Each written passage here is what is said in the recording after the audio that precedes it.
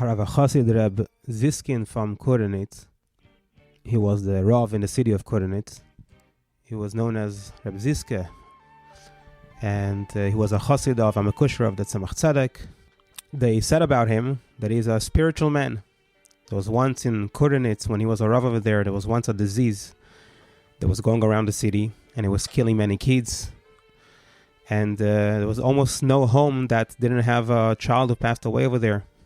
So the heads of the community gathered by the Rav, Reb Ziske, and they had a meeting, and they decreed that the whole community should fast one of the following days. And not just that everyone should fast, but also on the day of the fast, everybody should not go to work. And they should all come daven at a certain specific shul. They shouldn't daven at their usual shul. And they announced a certain time that everybody should come for davening, and then also for a drasha from the Rav. So the night before that fast day, the Rav, Reb Ziske, called his shamesh that he should go to the cemetery. And he told him, go to a certain grave and take a little stone from there. And then go to another grave and take a little stone that's placed over there. And bring them to me. So the shamesh said, I'm scared to go at night to the cemetery. So the Rav told him, take my cane and don't be afraid. So the shamesh went and he brought the two stones.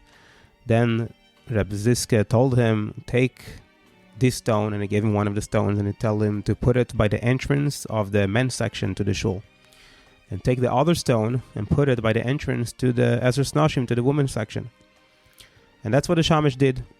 The next morning, early morning, a big crowd, all the people in the city started to come to the shul. And then suddenly one of the men who walked into the shul tripped over the stone that was there, and he fell, and he died on the spot. They rushed a doctor there, and he tried to revive him, but that didn't help. In the meantime, people kept coming to the shul for davening in the drasha, and then a little while later, a woman who was entering the Ezras Nashim tripped over the stone that was placed over there and fell and died. And from after that incident, nobody passed away from the disease anymore. And the people in the city found out that that man and woman who died actually did an avera. And it is for that reason that the disease was going around. This story was related by the Mashpia in Lubavitch, Reb Shmuel Greinam, and he finished the story by saying that by Chassidim, it was Mekubal, there's a tradition by Chassidim, that Reb Ziske had Ruach HaKodesh. Reb Ziskind used to travel to the Tzemach Tzedek, and he was one of the most chashuv Chassidim.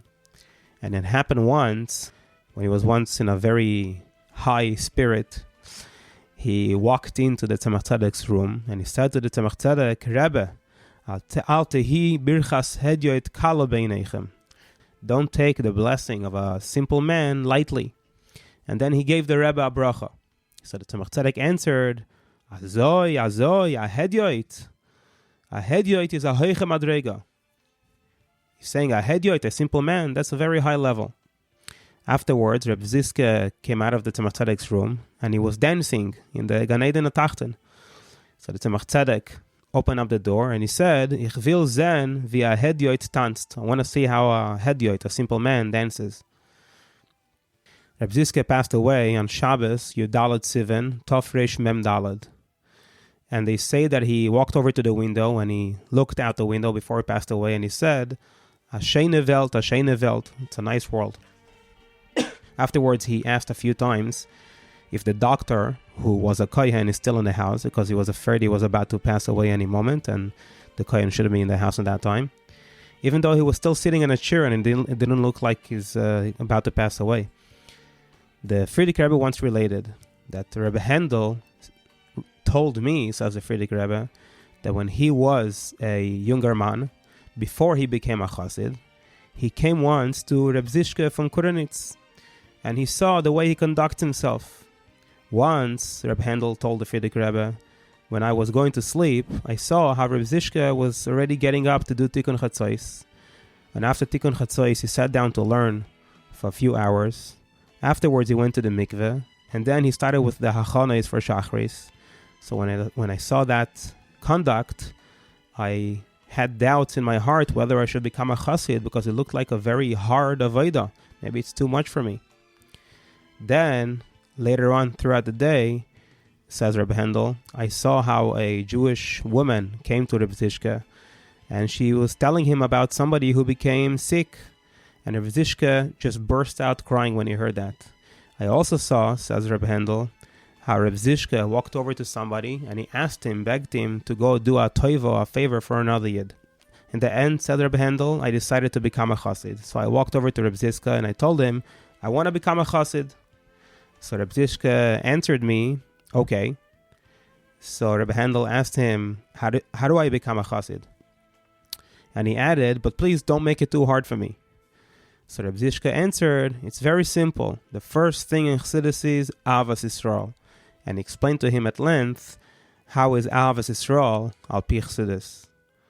We'll finish off with a Hartik in Niggun. It's Niggun Pei Hey in Sefer Niggunim, which the Chassidim in Russia would sing at the Shveret Titan. And this is a new performance, a new rendition of this Niggun. I hope you enjoy.